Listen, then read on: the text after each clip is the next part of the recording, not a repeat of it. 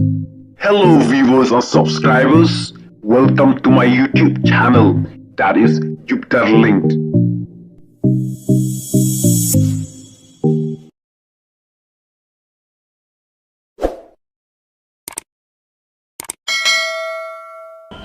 Upata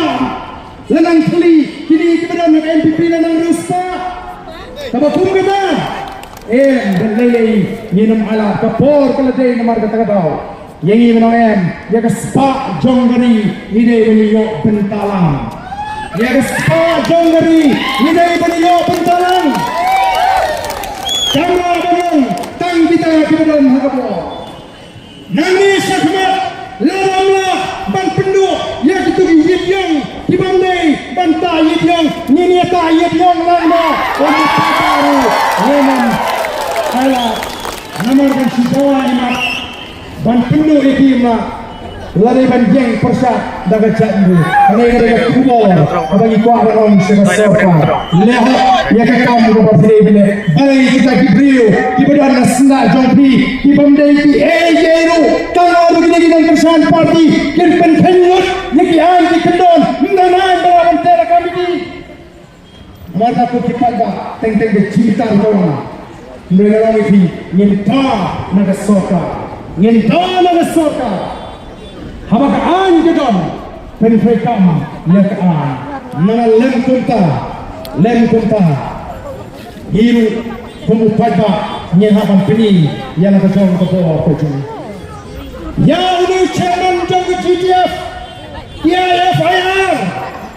dopen kaya ke section 144 le ayu pat YouTube berpengen YouTube driver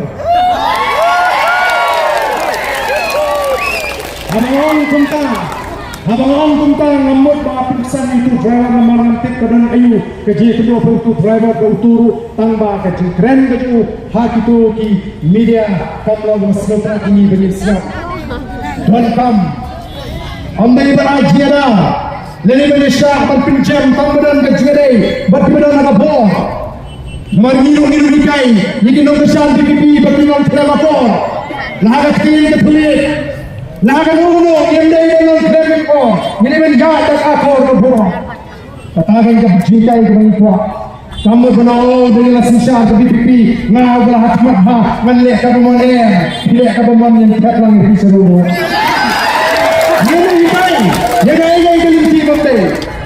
nama ni ko benar yang ini ke berha nang bagi lobin di mandi di jamaah DPP to kipat ba dari mana kita tahu kipat ba Voice of the People Party, kekuatan pendemasi G4, bahkan dari tanda parti, kemudian seng mensyuarat election.